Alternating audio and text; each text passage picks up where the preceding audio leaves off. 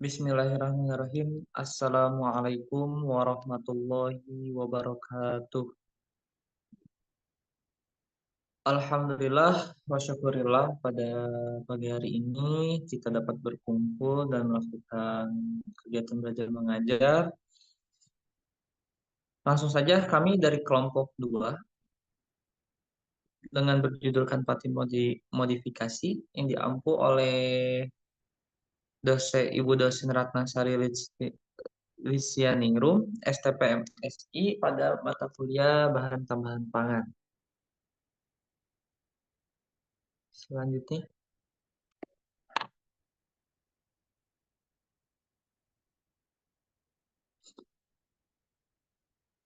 pada persentase kali ini kita memiliki beberapa anggota pada kelompok ini, yaitu ada anggota kelompok Aska Jamilah Wardah, Dewi Maryam, Dita Rizka, Fahira Sinta Areli, Kota Naufal Gunawan, dan juga Zahra Khairunisa.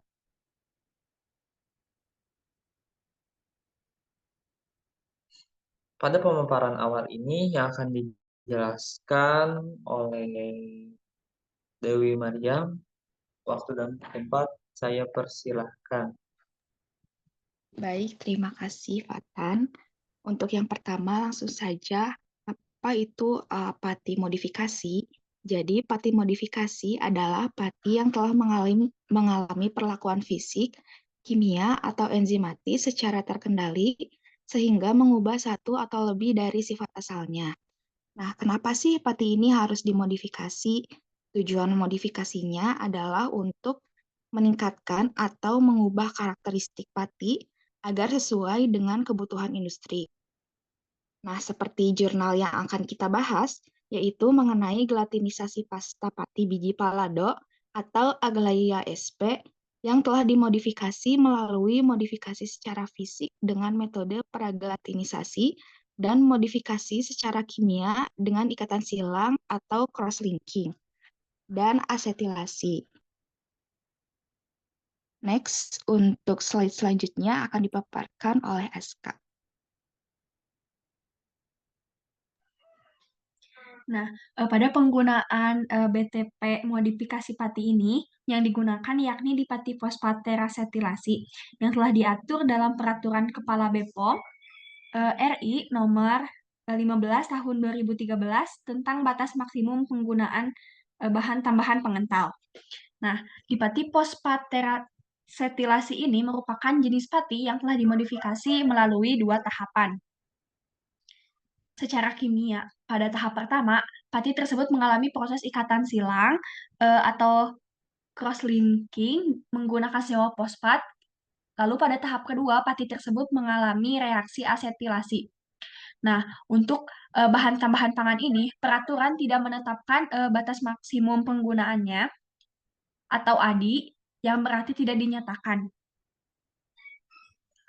Lalu selain berfungsi sebagai pengental, bahan tambahan pangan ini juga memiliki fungsi lain, yaitu mengangkat volume, mengemulsi, dan menstabilkan produk pangan.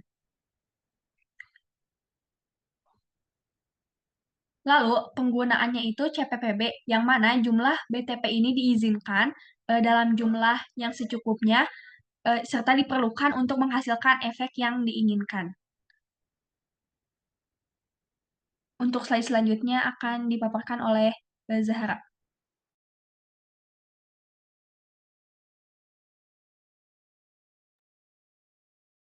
Selanjutnya yaitu mengenai aplikasi pada pati modifikasi. Jadi dalam penelitian ini, aplikasi yang digunakan yaitu tepung biji palado yang dimodifikasi menunjukkan potensi yang besar dalam memberikan ketahanan dan stabilitas pasta yang baik, terutama pada produk yang memerlukan waktu pemasakan yang singkat dan kualitas yang tinggi. Di sini ada 3 pengaplikasian. Yang pertama yaitu pragelatinisasi. Jadi pati yang dimodifikasi dengan metode ini digunakan untuk aplikasi yang membutuhkan pengetahuan tinggi dalam waktu yang singkat. Kalau untuk contoh produk yang dilakukan dengan pragelatinisasi yaitu seperti saus. Lalu yang kedua, ada ikatan silang atau cross-linking, digunakan dalam produk yang memerlukan stabilitas selama pemanasan. Contohnya produk mie. Lalu yang terakhir ada asetilasi, yaitu aplikasi pada produk yang membutuhkan ketahanan yang stabil terhadap suhu dingin. Contohnya puding atau dessert yang berasal dari pati.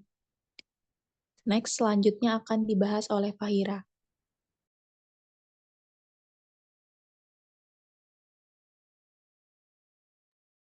Selanjutnya di sini ada keamanan. Nah, pati modifikasi sendiri itu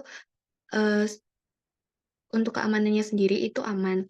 Namun ada beberapa hal yang perlu diperhatikan atau dititik kritisi, terutama pada pati yang menggunakan modifikasi enzimatis. Pati ini perlu dititik kritisi karena bisa saja enzim yang digunakan itu bukan dari sumber alami, namun dari enzim yang didapat pada hewan seperti pada babi, sehingga kehalalan produknya perlu untuk dititik kritisi. Kemudian apabila dengan modifikasi fisik dan kimiawi, modifikasi dengan keduanya itu dianggap aman karena pada modifikasi fisik hanya perlu pelakuan panas dan pemotongan mekanis.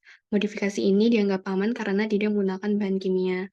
Nah, untuk modifikasi kimiawi, ini melibatkan penggunaan bahan kimia seperti asam, basa, atau oksidan untuk mengubah sifat kimia, sehingga perlu diatur secara ketat dan sisa bahan kimia harus berada dalam batas yang aman, sehingga standarisasi terkait paten diperlukan untuk keamanan produk ini.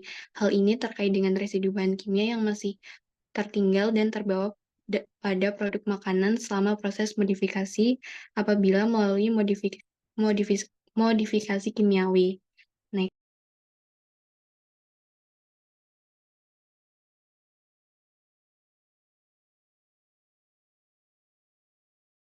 Selanjutnya yaitu kesimpulan.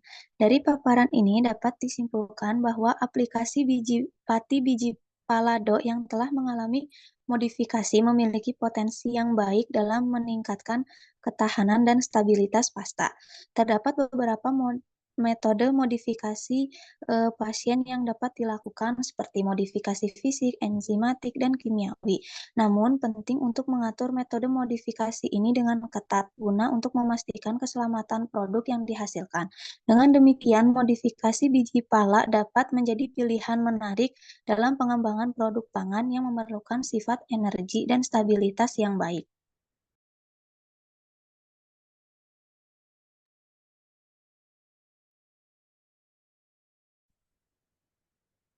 Terima kasih untuk rekan-rekan dari Saudari Dewi, dari Saudari Azka Jamilah, Saudari Zahra Khairunnisa, Saudari Fahira Sinta Areli, dan juga dari Saudari Dita yang sudah memaparkan materi pada pertemuan kali ini. Adapun daftar pustaka yang kita bawa yaitu dari Rahman S, Selengket Tawali Ai, Mahendrata M 2017, dengan tema pasta pati AG Palado, Aglaia SP, termodifikasi metode pra-gelatinisasi, ikatan silang, dan asetilase, jurnal aplikasi teknologi pangan 6 dalam kurung 4, 188/194. Terima kasih untuk rekan-rekan yang sudah memaparkan, dan juga terima kasih untuk para audiens yang memperhatikan. Cukup sekian dari kelompok kita, hasil diskusi dari kelompok kita. Mari kita tutup dengan alhamdulillahirabbil alamin. Billahi taufiq wal hidayah. Wassalamualaikum warahmatullahi wabarakatuh.